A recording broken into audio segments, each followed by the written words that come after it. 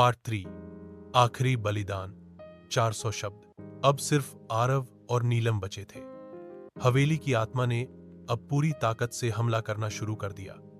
नीलम पर एक परछाई ने कब्जा कर लिया और उसकी आंखें सफेद हो गईं। आरव ने पंडित जी की बताई एक बात याद की, अगर कोई दिल से उस आत्मा को माफी दे तो उसकी मुक्ति संभव है। वो भागता हुआ फिर से उस डायरी के पास गया और फाड़े गए पन्नों में से एक पन्ना मिला जिसमें लिखा था, अगर प्रेम सच्चा हो तो आत्मा मुक्त हो सकती है। आरव ने नीलम को आत्मा के प्रभाव से बचाने के लिए उस आत्मा से बात की। विभा, तेरा प्रेम सच्चा था, तुझे कैद नहीं होना चाहिए, तुझे मुक्ति मिलनी चाहिए। कुछ पल के लिए हवेली शांत हो गई। फिर अचानक पूरी हवेली हिलने लगी और हर दीवार से आत्माओं की चीखें आने लगी।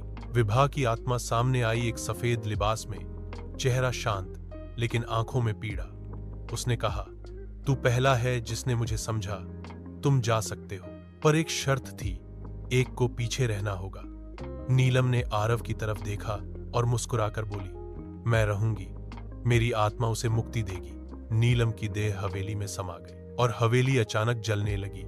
सुबह होते ही गांव वाले दौड़े और देखा कि हवेली अब सिर्फ राख थी। बस बाहर खड़ा था आरव, अकेला, लेकिन आत्मा को मुक्ति दिलाकर। पर जैसे ही वो जाने लगा, पीछे से वही स्त्री स्वर आया, अब मेरी बारी है।